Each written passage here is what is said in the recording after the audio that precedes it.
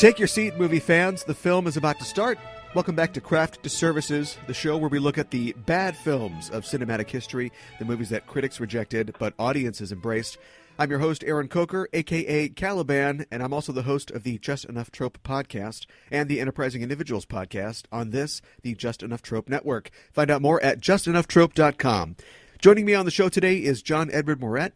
John is the programmer for Trylon Cinema, a 92-seat theater in Minneapolis, Minnesota, that specializes in repertory showings of classic, cutting-edge, foreign, and art house films. John, welcome to the show. Oh, thanks so much for having me. Thanks for being here. Any Twin Cities film fan worth their salt and of a certain age will have a special place in their heart for the words Oak Street Cinema. And it's my understanding that the Trylon came about partially because of the demise of Oak Street? Yeah, so I was actually in college at the time and was a regular at the Oak Street. But as the MSPIF, or the Film Society, at the time, sort of bonded together with the Oak Street, and they sort of joined forces as an organization.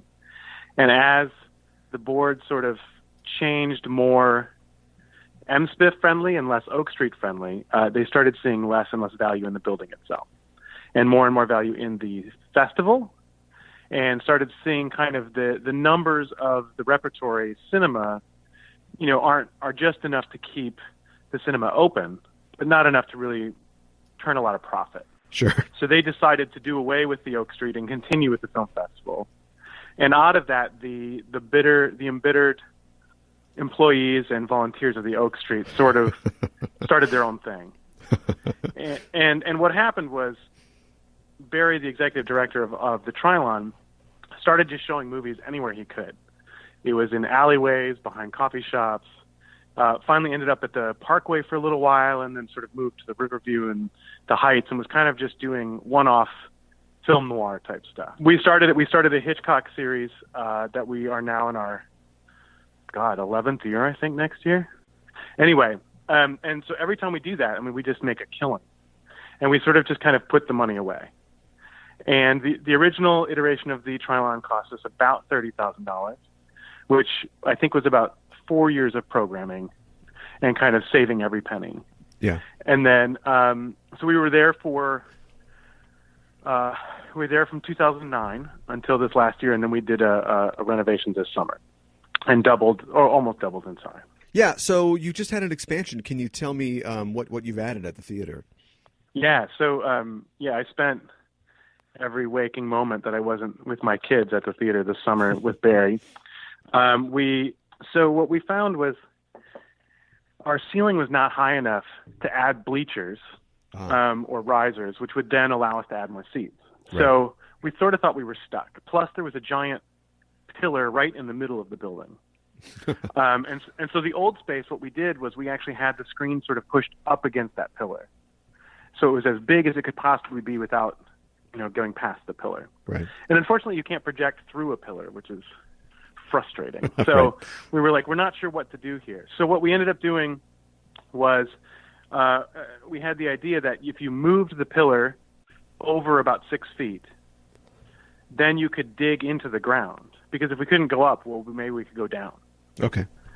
So what we ended up doing was we had a structural engineer come in, and they moved our pillar, which holds our roof up, over about 6 feet, and then brought a beam that weighs like 2,000 pounds up over top, and that holds the roof up now. And then we brought in some digging machines, and they went to work. Huh. And it's kind of astonishing to watch them in that small space. It was pretty wild. They never hit the ceiling or anything.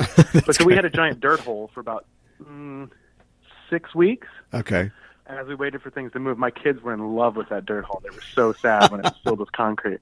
Yeah. But so then we put in 4 rows of concrete risers down at the bottom. Okay.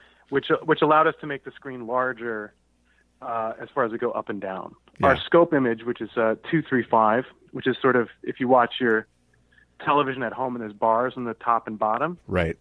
That's called scope. And so that image is actually the exact same size because our screen is the same width, but as far as height is, it's almost 20% bigger. So our flat image, which is like your 16:9 full screen TV, yeah. is huge. I think for the space, at least, it's not huge as far as screens go. But well, yeah. And then we added new seats, carpeting, new masking, and then the other thing that's really beneficial to us, which I think customers probably enjoy, but was just really helpful for like rentals, where we make a lot of our money, is our concession stand was about 20 square feet before, right? And now our lobby area has been moved to the opposite side of the building, so it's much larger. It's much more conducive to a crowd. Sure, yeah.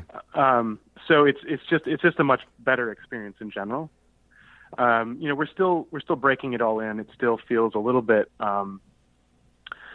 Apple Store soulless-esque, but we're sure. As we put up more posters and put more holes in walls and everything, it's getting better and better. It feels more and more like home all the time. Sure. And like all told, what was the turnaround? Like how long were you dark for? We closed June 15th, and our first show was September 21. Okay. I think. All right. So about 4 months. Yeah. We were scheduled to open in August, but a contractor that will not be named decided that he was going to bid it out and then claim to do it and then not show up for 2 weeks. So that kinda, that happens. Yeah, that happens. Well, anyway, you're back with Force now, and I know that you've got some great stuff coming up in December and in the new year, like an RKO Noir series, some Shaw Brothers Kung Fu. You've got an Alan Ladd, Veronica Lake triple feature I'm really looking forward to, and you've got a Nicolas Cage double feature coming up. Yes, we do. I've always kind of wanted to do a Nicolas Cage series, but as I watched them again, I was like, well, there's some really good ones. Yeah. There's two I really love, right? Like, and so we just decided we're going to do two that we really love, and we're doing it with an organization called the Cult Film Collective, and their thing is they go find prints when prints are hard to find. Okay, so, sure. So it's actually me and another friend who just put our own money into something, and sort of what we do is we look at stuff and say, well, this could easily be shown by the Trylon anyway. Yeah. But if we want to show it on a 35 millimeter print, it's going to be tricky. And in this case, it was tricky because Fox no longer has their own print, which is annoying, of Raising Arizona. Yeah. Huh. And the Park Circus only has an X-rated print, which is pink and really scratched. So it was an element of like, well, okay, so now we got to go hunting for collectors and archives. Right. So that's sort of what that whole process is. Okay. Yeah, the Nicolas Cage one, I'm very excited. And the Shaw Brothers stuff, all the Shaw Brothers films are going to be on 35, and they are actually from a cinema in British Columbia called Shaw Cinema that closed in 1987, I think. Okay. It shuttered and was just empty, and was not showing anything for almost 20 years.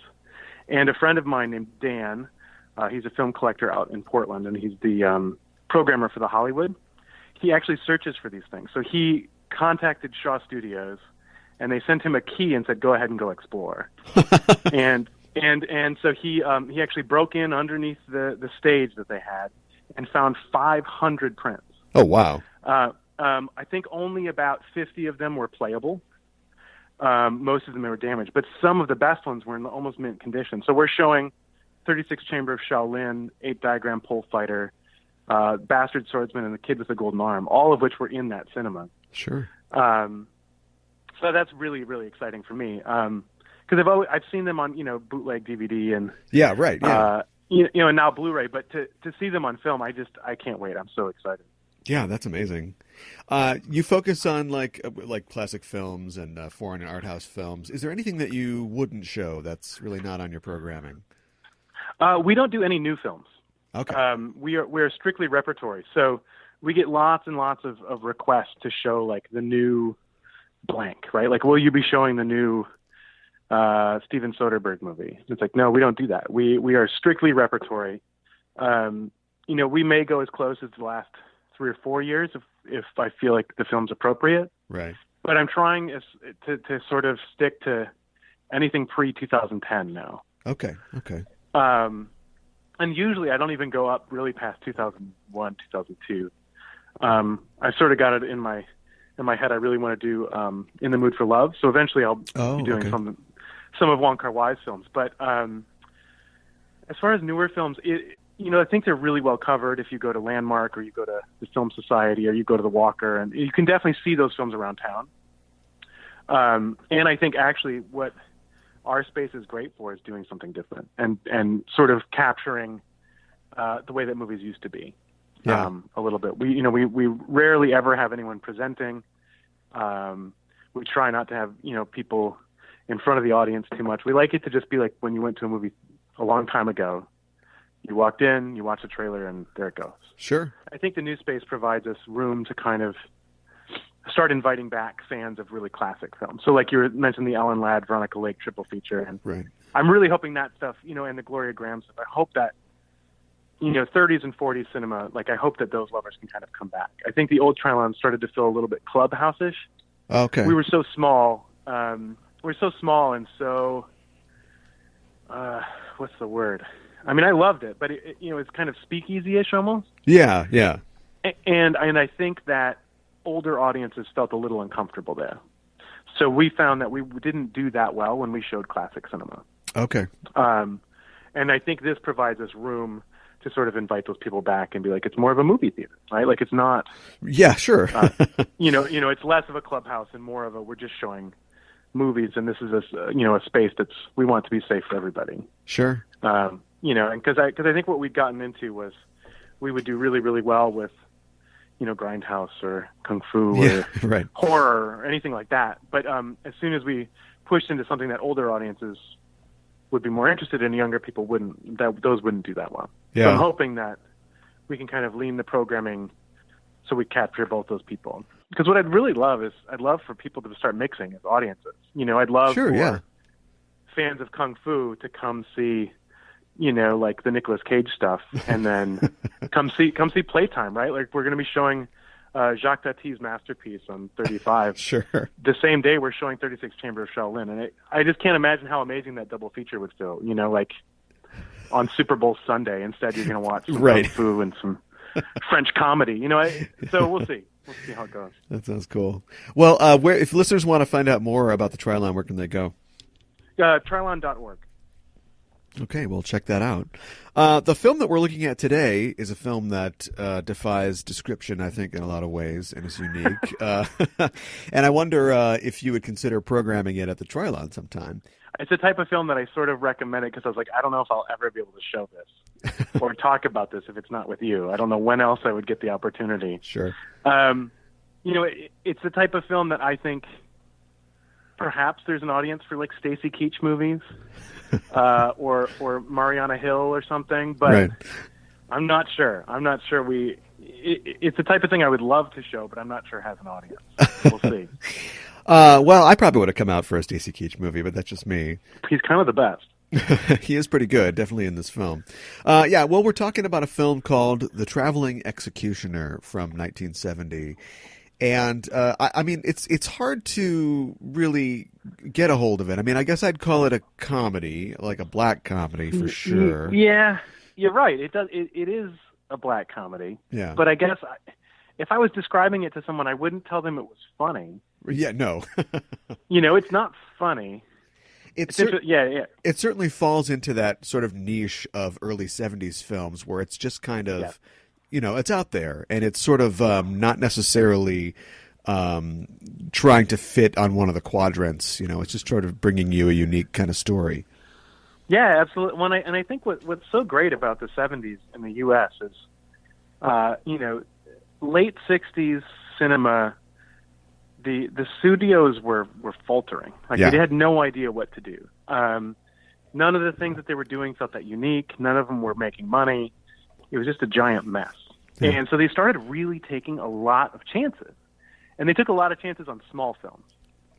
And I think because of that, so many movies from the 70s from the U.S. are incredible. Like and it's people from the New Left, not a part of the system, sort of working, either out of UCLA film school or whatever, and then they just sort of start creating these original stories. And for small budgets, with the possibility of not losing much money because you're not spending much. Yeah, right. And so because of that, you do get weird stuff like The Traveling Executioner that is just kind of this one-off weird, random story that really, like you were saying, it only makes sense as a 1970s American film. Right. Like, you can't imagine any other time this movie could be made. It's Yeah. only then, like at that moment in history. And it never did find an audience, Yeah. but it didn't need to so much. You can tell, like, okay, Jack Smite and Stacy Keach and Marianna Hill, like, it's not like they're going all out on the budget here to get big names of anybody. Right. And there's they go to a prison. You can tell they shot on site. Like, there's not a huge amount of work put into set pieces or costuming, or it's a small little production, right? Yeah, a lot of the costuming is either right on the nose or totally off. It's sort of like stagey costume drama, like he's got like a scarf and a hat and a coat, and then there's one scene in the prison yard where he walks in and he's got like a tan leather jacket with like huge lapels on that looks like he just wore it to set. Yeah, exactly. It's like he's like, well, and it's supposed to be like 1918. Yeah, right. Yes, exactly. And the amazing thing about this movie too, they place it in 1918 at and I guess your audience probably doesn't understand what the movie's about because no one knows this movie. Give us a synopsis, a short synopsis. Yeah. So in 1918, it follows a character named Jonas Candide, played by Stacy Keach, and he travels the country with his electric chair. And he's got an electric chair in his truck, and it's kind of like a moving truck. And he just goes from prison to prison, electrocuting people on death row. Right. And so the film begins with Marianna Hill, and she is the first woman to be up for the electric chair. And it's interesting that they place it in 1918, and she plays a German character, right? Because the U.S. at the time was at war with Germany, and they don't really tell you what exactly she's being executed for. Her and her brother are both on death row, right?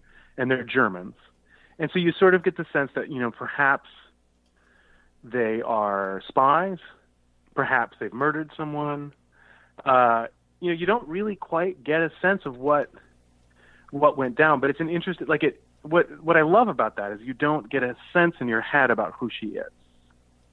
You sort of only get a sense of who that character is by how she acts from here on out. And you don't condemn her for her crime because you don't know what it is. And I think that's sort of brilliant. Like, it puts you in a place where you don't either root for her or against her based on her past. Right, and it's an interesting way of doing a character that's sort of really central to how Jonas does the rest of his, the rest of the film. Yeah, and he's somebody who the film, I think, without being too heavy-handed, is sort of looking at a lot of these institutions of society, like being poor or having money or being white or being black.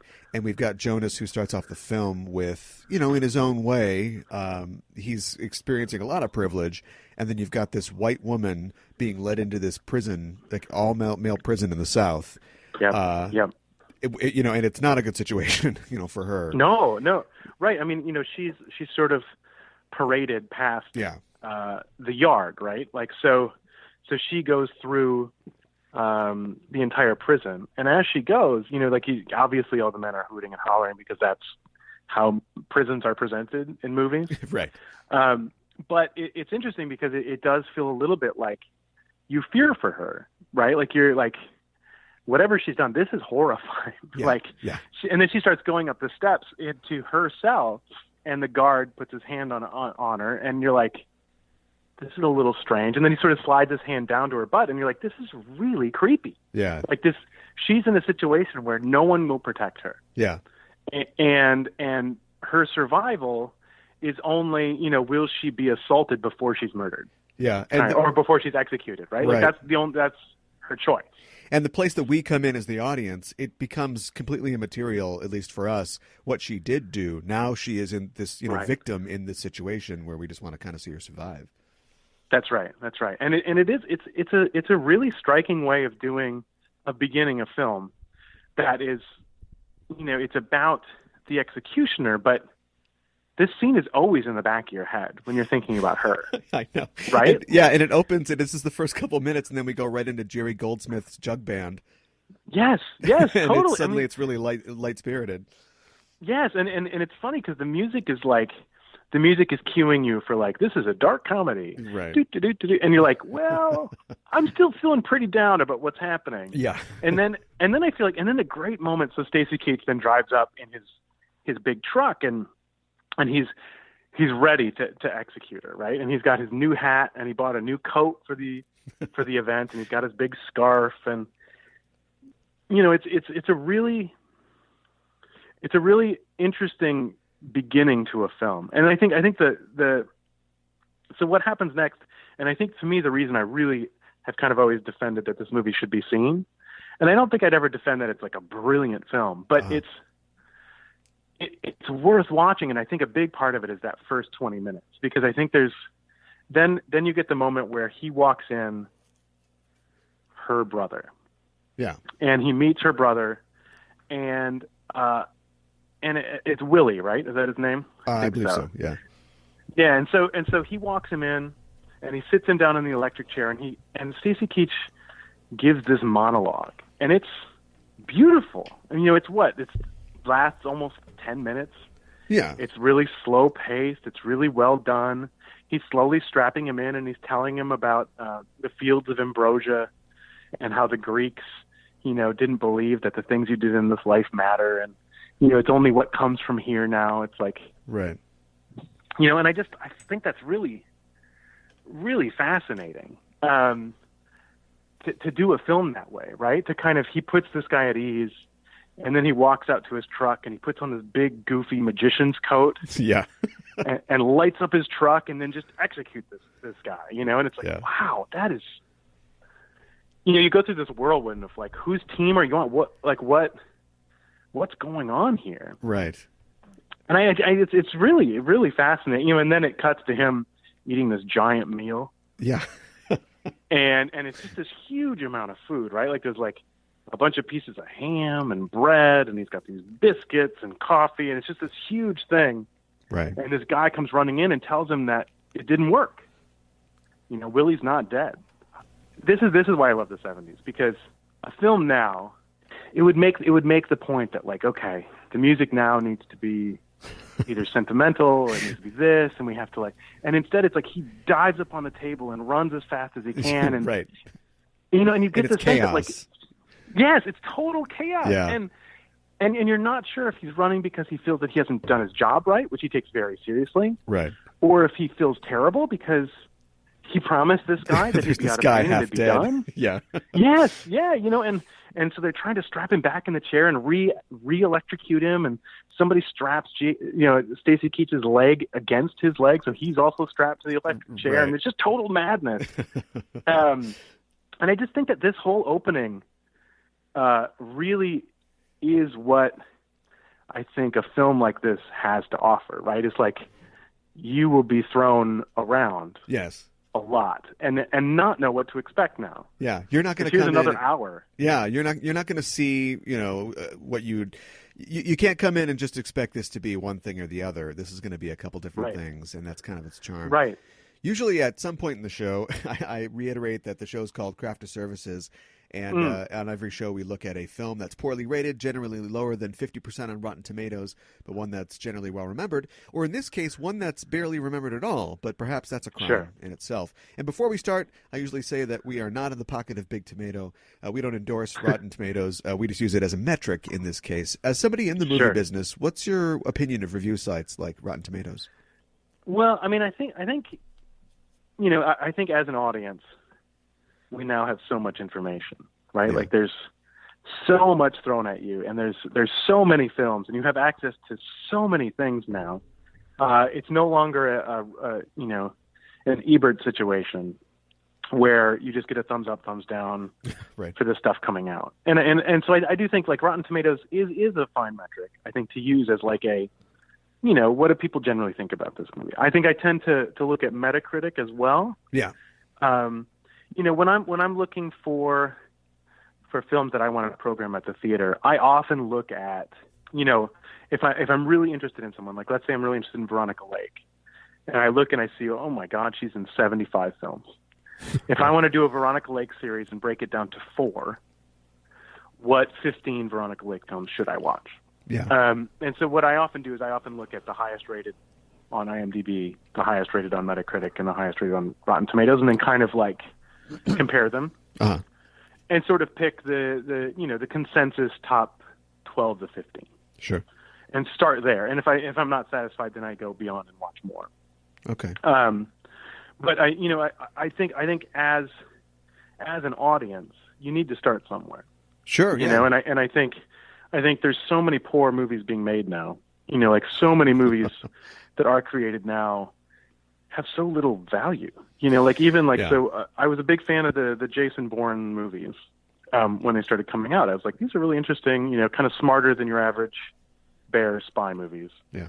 And then the most recent one, I was like, this is really terrible. What happened with this movie? And like the more I looked into it, there was this big New York Times article about it, and it was how it had originally been scripted a certain way, and as they made the film, they found that it couldn't play in China. There was just too much going on. It was too complicated. So they cut it down, and by the end, the Jason Bourne character has like 15 lines of dialogue. And you're like, well, at some point, this is no longer like an intellectual exercise. Like at some point, this is simply me watching things explode. Right, yeah. Which I think the majority of these movies now, really, the big budget ones, really feel that way. You know, and I think the small ones get ignored, and I think that maybe Rotten Tomatoes can help some of that. I'm not convinced that the internet's doing a very good job helping society, but maybe that's the type of thing that it could work at. I like the fact that in your Veronica Mars, that's wrong. Sorry. I like the Veronica fact Mars is all right too. Yeah, sure.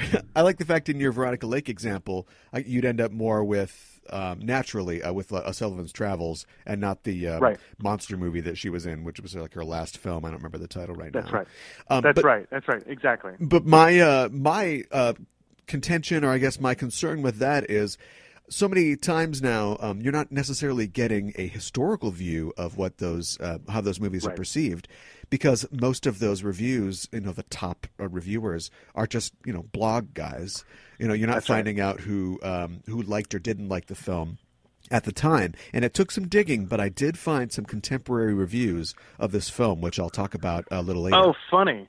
Yeah. Oh, that's funny. Yeah, that's great. I mean, I found so little about this movie. I mean, yeah. I just ended up watching it 2 or 3 times. Yeah, right. I got a sense of it. Yeah. Well, this movie has no Rotten Tomato rating or a Metacritic rating, but it is 6.3 on IMDb. And I'm reaching into untrod territory here, but it's got 4 out of 5 stars for its Amazon product rating, and it's got excellent a 6.7 out of 10 on Letterboxd as well. There you go. Yeah. So not bad. I mean, I do think audiences who find this movie, who know what they're looking for, right? I think can really enjoy it. Like, it is the type of movie that fine performances, right? Like, I think Stacy Keach really gives it his all. Yes, he's really great in it. Marianna Hill, I think is really lovable. Like, she's a really lovely person. Like, if have you seen Medium Cool? Oh my God, Medium Cool is on my list of why haven't I seen this yet films, but I definitely want to see it. Really great film. It's a really great film, but she plays sort of the girlfriend in Medium Cool at the beginning. Like, she's not the girlfriend at the end, but the girl he's with near the beginning of the film. And there's a great scene with her, like, kind of running around the apartment naked with him, and she just has this way of creating like a natural sense of calm on screen, right? Like, you really trust that, like, she's in this character. She is in one of my favorite Star Trek episodes of the original series, the Dagger of the Mind. Oh, wow. Yeah. Oh, I didn't know that. That's great. I saw that she was on a ton of television. I mean, she's also in Twilight Zone, and she's in right, yeah. A huge amount of things. And Medium Cool was directed by Haskell Wexler, right? Haskell Wexler. Yeah. Famous cinematographer. Yeah, it's a great movie. It's a really great movie, and it's beautifully shot. But yeah, she's also like in High Plains Drifter and Messiah of Evil, and she's in a lot of really great stuff. But she has, like, I think her performance, I think, adds a lot of weight to that character too, because as you watch the film, she really, to survive, she sort of has to play the, like, whatever will make me survive this moment is what I'll do. Right. Like, she like, from situation to situation, she is going to find a way to survive. And it's not about, like, whether or not something's right or wrong or moral or immoral or out of character. It's simply, in this situation, if I seduce this person who has power, I will then survive. Right. and I think, or in this situation, I'm going to steal a truck, Yeah. whether or not I abandon the person who broke me out of prison. Yeah. And I think that's just so, for me at least, like, it's just so refreshing to see a character that is simply driven to one thing. Yeah. And you don't have to see her as one way or the other, or, this kind of person. Or, right. And in a film like this where, it's very clear that there is no moral authority. Like, normally I think in a film like this you'd have, the preacher or something in town would, be the That's upstanding guy or something. The closest That's we get right. to And that. then there'd also be some type of subtext about how, capital punishment is, Yeah, right. So yeah. and so. And I think the closest exactly. that we get in this is, Jimmy, Bud Cort's character, who by the end of the film has gone the complete opposite way and is now like the totally heartless executioner. So to have somebody like Marianna Hill's character, who that's the virtue that we can understand, like survival. We don't care what she did. We don't really care how she does it. She's just trying to stay alive and also not be victimized by the horrible guards in this prison. That's right. No, that's exactly right. And you've got the Stacy Keach character who is, like, you're sort of rooting for him at times. Right. And then at other times you're like, this guy's a horrible person. Like, he cheats at gambling. He tries to rip off the bank. He ends up shooting someone. He's like whoring. He's this, like, it's sort of like, but you're still kind of like, maybe he's the protagonist that I'm behind. I'm not sure. He's the least bad in this horrible universe, or at least the most interesting. Maybe the most interesting is that's the virtue that an audience can get it behind in a film like this. Yes, yeah, that's right. Well, and in the end, I mean, I do feel that he has fallen for her in some way. Right. So I guess we should say. So what happens is he meets her, and he sort of immediately falls for her, and sort of from then on plans to not execute her. Right, like his whole idea after that point is, how do I somehow not kill this person and get her out? Yeah. And so he tries the idea of perhaps lightly electrocuting her and then reviving her with adrenaline. Yeah. And and then just breaking her out or whatever. And it's and I do think, like, so do you give spoilers on this show or? Yeah, we do. Yes. Okay. So this will be spoilers. So, I think the ending of the film, so he finally gets really desperate.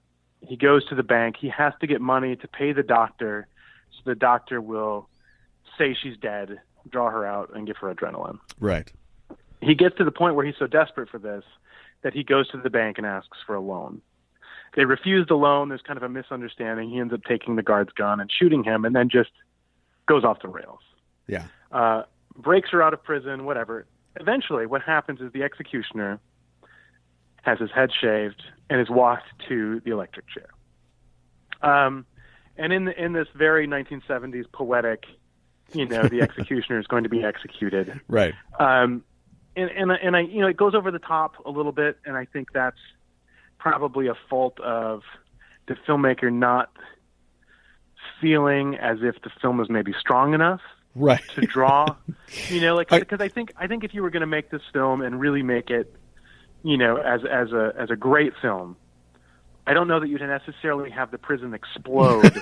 Right. Because the electric chair has caught on fire and then caught the gas and then it explodes. Right. Some of that was driven by events in the real world. They did film it in the recently closed Kilby prison in Alabama, and part of the agreement with the state to get the rights to film in the prison was that they had to blow it up at the end.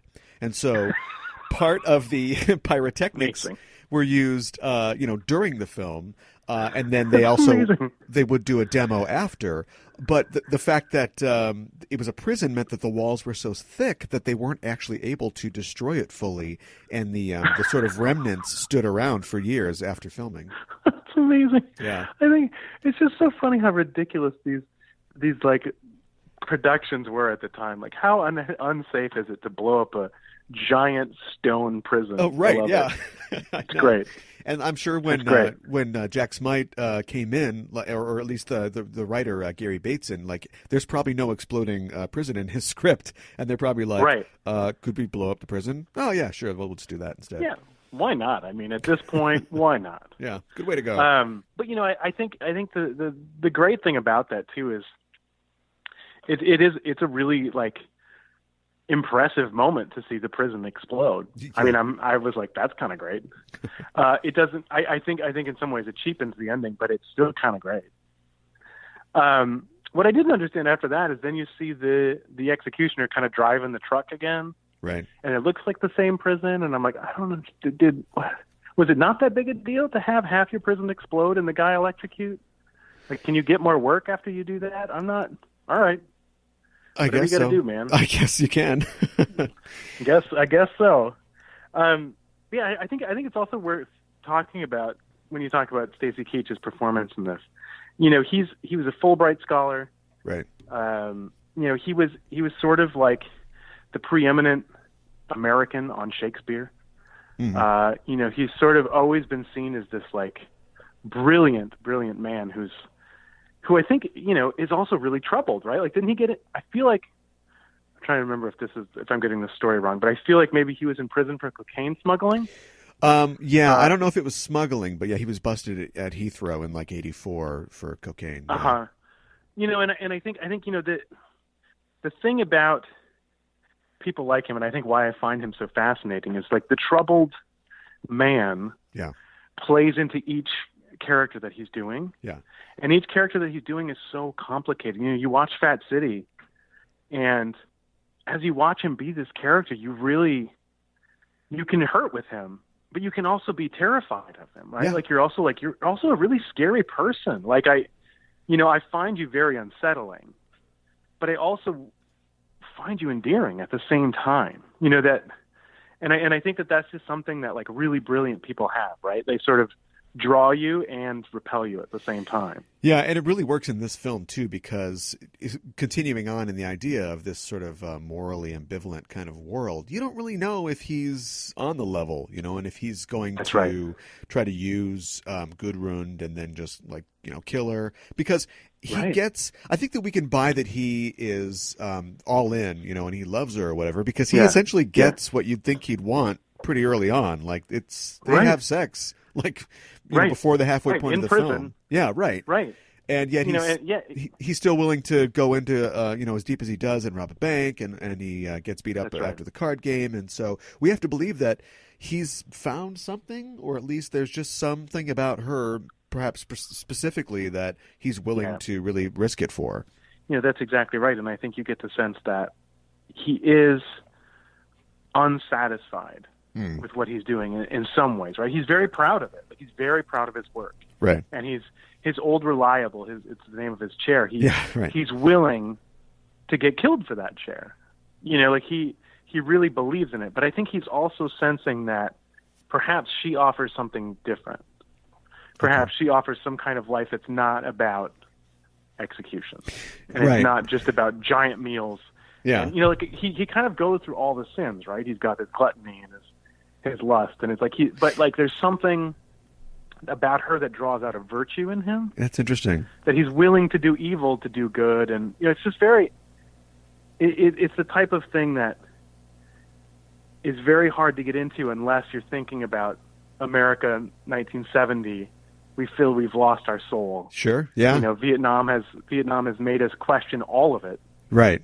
And whether or not American exceptionalism matters at all. Right. And, what could make us feel whole again. And, it's a very searching time, and I think you watch films from this time period and you really get that sense. Yeah, that's a really great viewpoint. I also thought that, I had the thought that it's not what you'd think. It's not really, I don't think, a commentary on the death penalty and capital punishment necessarily. I think a man explodes a prison at the end. Like, definitely this movie is like anti-death penalty, but I think it's almost exploring the showman's sort of lifestyle, because Jonas is a former carny, and so you see him. He's got this speech that he gives, and he takes pride in the fact that it puts the prisoners at rest. And then, like you said, he's stuffing his face afterwards. It's not like he had a religious experience.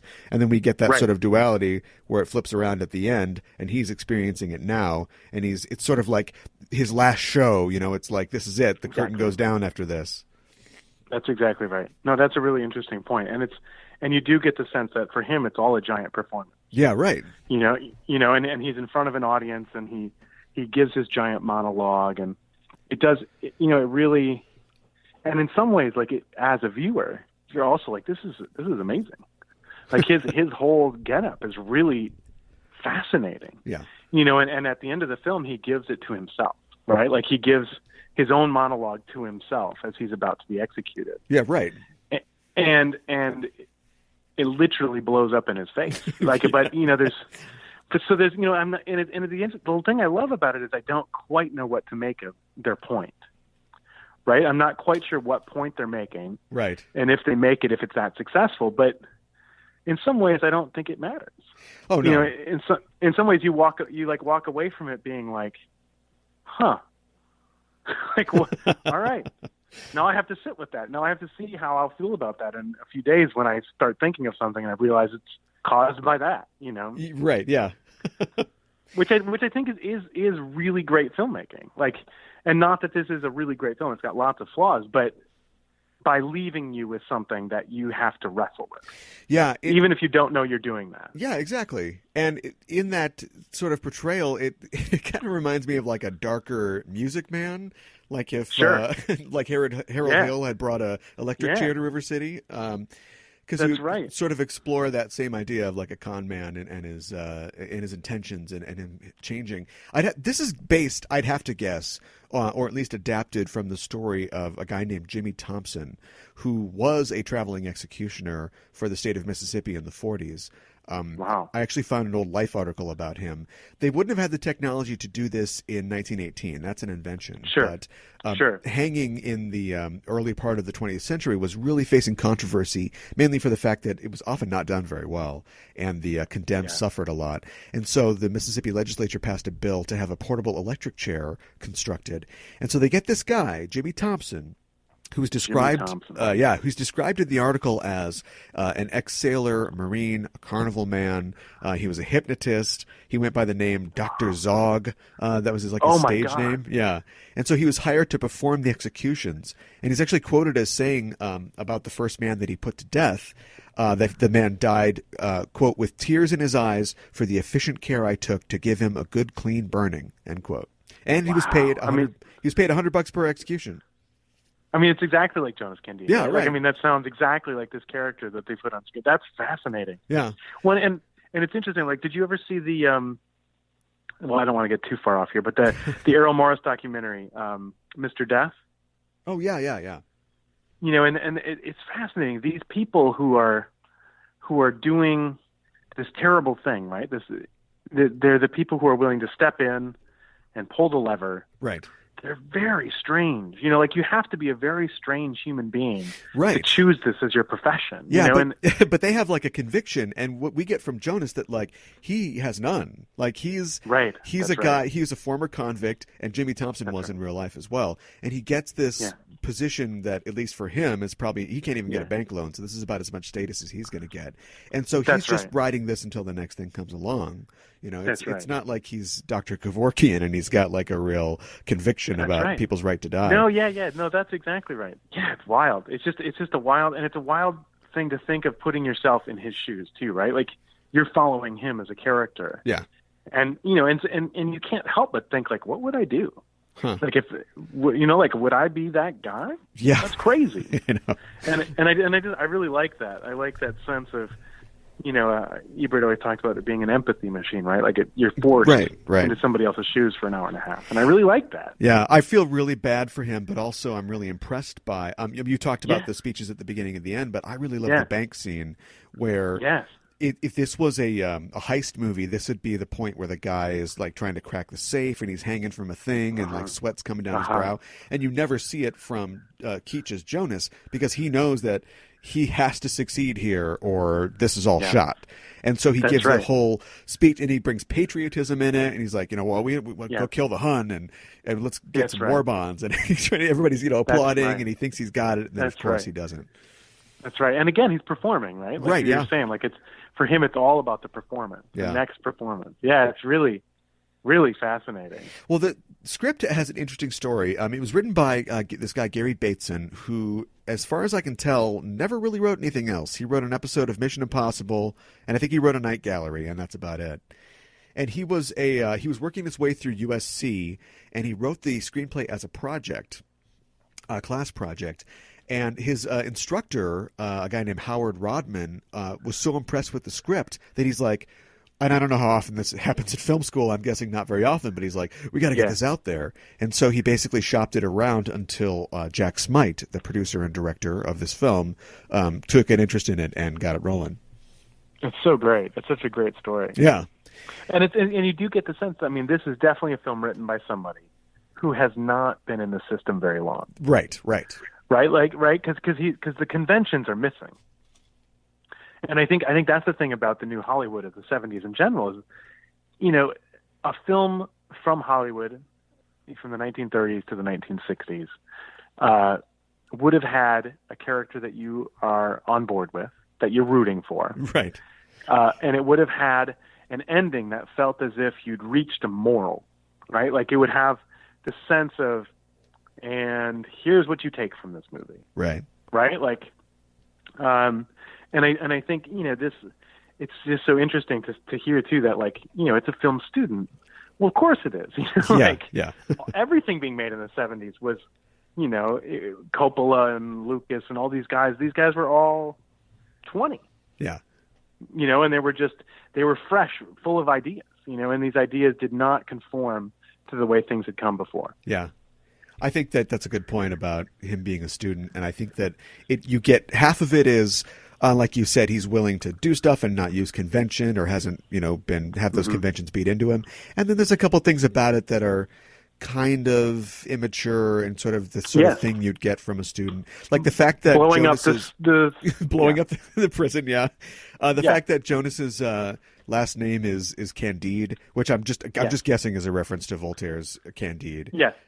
Yes. Yeah. No, there's definitely, and you do feel very much like this is a guy who's got lots and lots of good ideas. Oh yeah, sure. And he's not quite there yet, right? Like he's kind of, he's taking a chance and he's throwing it out there and he's being totally honest. And by doing that, he's also showing how, you're right, it's not quite earnest. Mature yet. Yeah, right. Yeah. And but of course didn't really go on to anything, so I don't really know the story there. Yeah, and I'm sure some of it too is that, it's the type of film that it didn't perform well. It never found an audience. It was slightly too weird. Yeah. And you've got, the director on the other hand, you've got Jack Smite who, does all kinds of work. Oh yeah. Before and after this. And it's sort of like the reliable studio guy, the utility guy you call. Right. When you've got a film to make, right?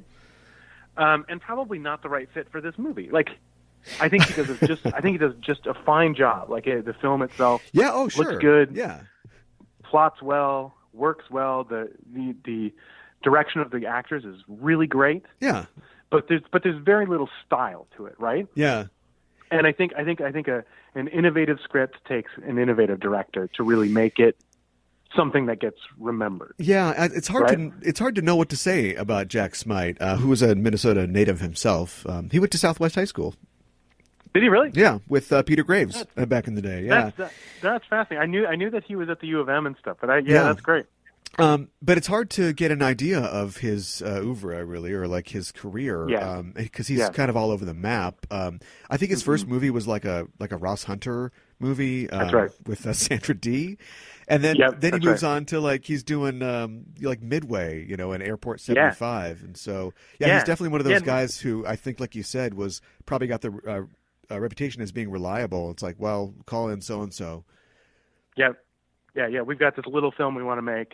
Yeah, called Jack. Jack can put it together. The Guardian's obituary of him when he died in 2003 actually starts off, in these days, when every hack director considers themselves an auteur, it's refreshing to find that Jack Smite had no such pretensions.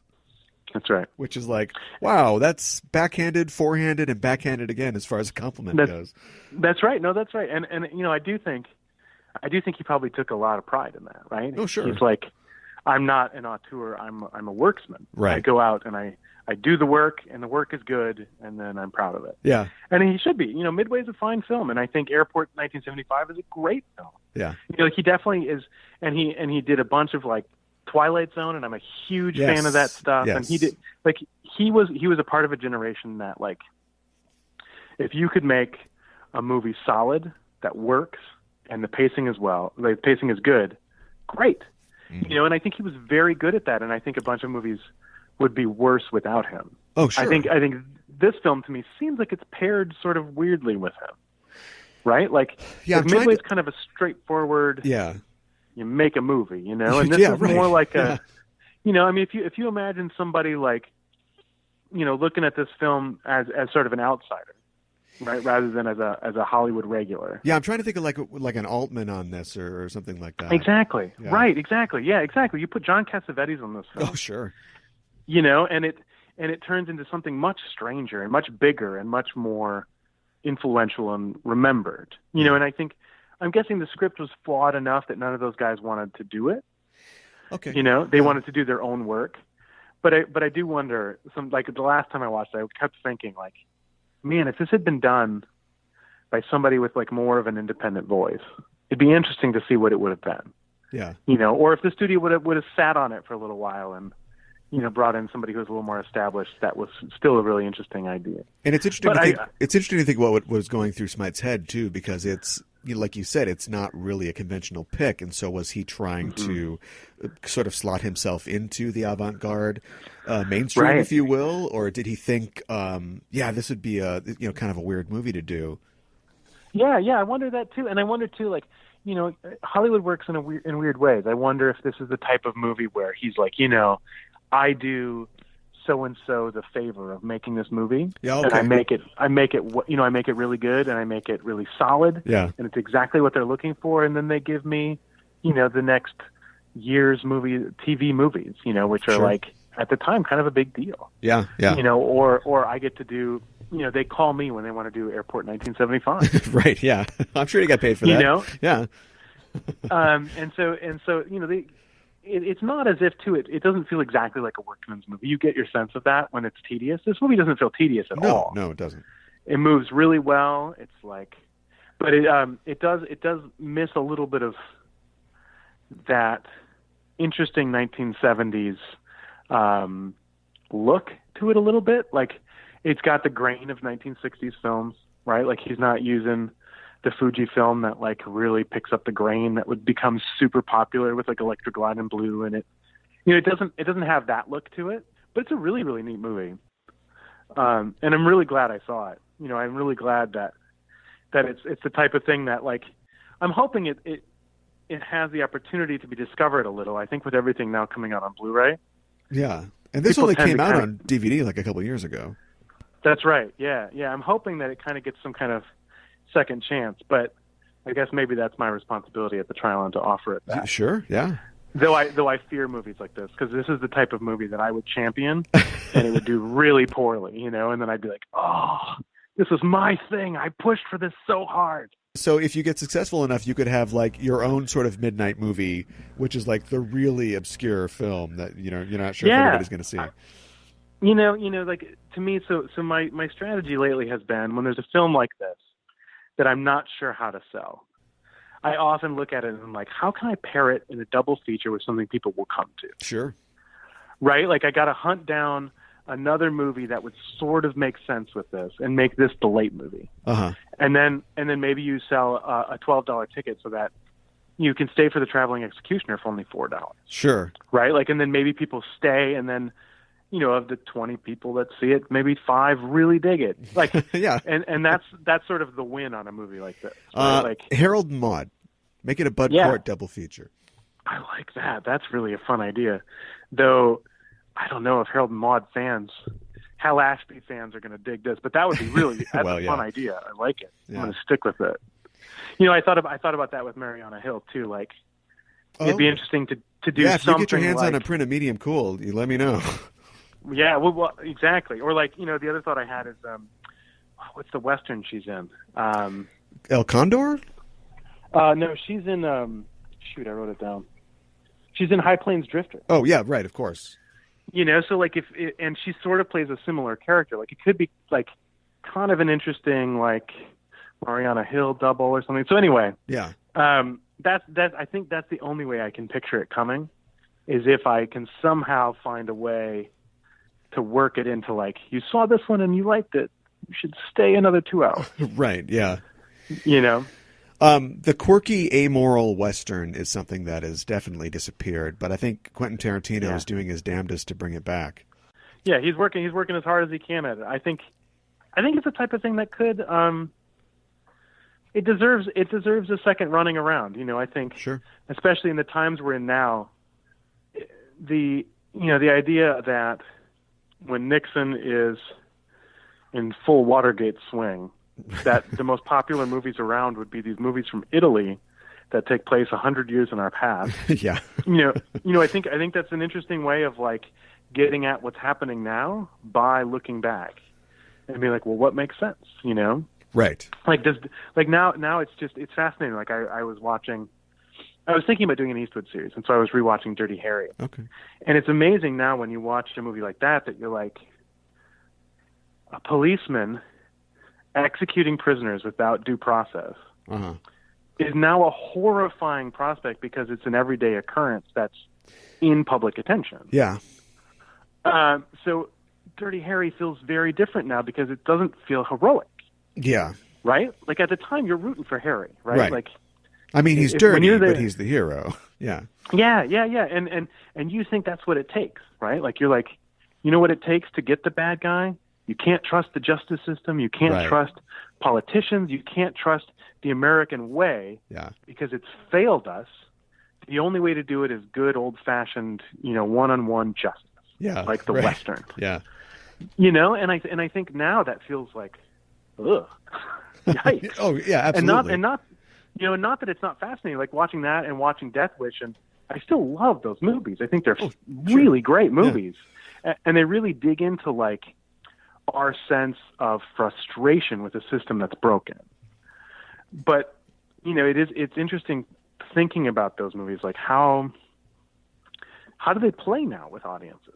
Well, I don't know. I mean, you've got a movie like Hateful Eight where you've got, I think there's a lot of similarities to this. You've got a character who is condemned and is being brought in, who you become sort of sympathetic to because she's getting wailed on by Kurt Russell, but she's also a terrible human being, and she is spoilers for Hateful Eight, she's summarily executed at the end of the film. And the film, in as much as it plays anything as good or bad, you're supposed to feel kind of good about that, I think. It just puts us as a society, I think that we go through these crossroads moments, right? Sure. Like my history professor would always talk about how 1968 was this moment in American history where we were at a crossroads. We had to think about, like, what is it exactly that makes us American? Yeah. What is it that makes us good? What is it that makes us bad? Are we proud of it? Are we not? And that year you had all these assassinations, and I think that like the last few years feels really similar, right? Like we're at this point where we're like, well, what are we? Yeah. Is American being white? Is American being, a person who intervenes across the world to stop horrible things happening? Or is an American being it's sort of like, we have so many questions now about what does this mean? We're still asking those questions. I mean, from 69, 70 till now.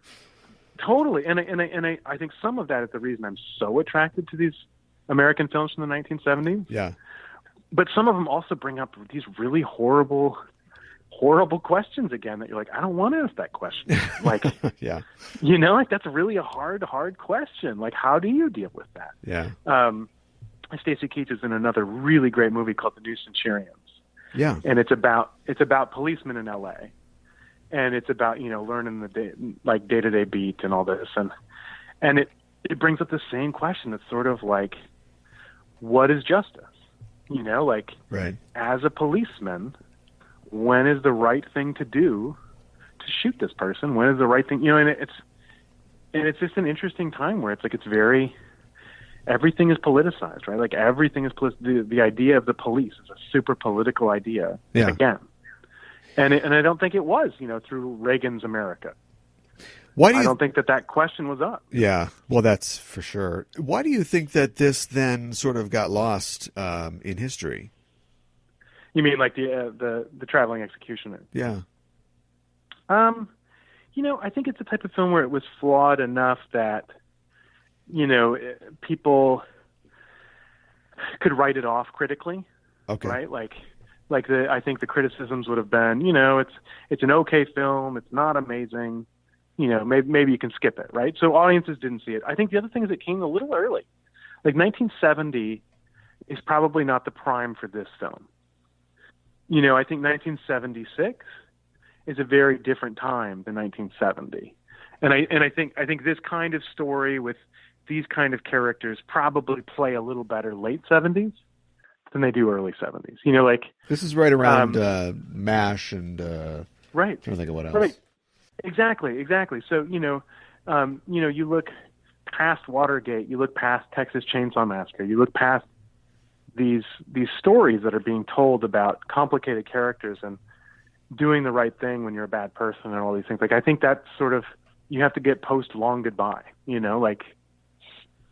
little bit. Like, I think you kind of have to get, because this feels a little early to me. And I think the other thing is I think it's not being done by an auteur, right? Like, people are going to pay attention to the Long Goodbye because it's Robert Altman. Right.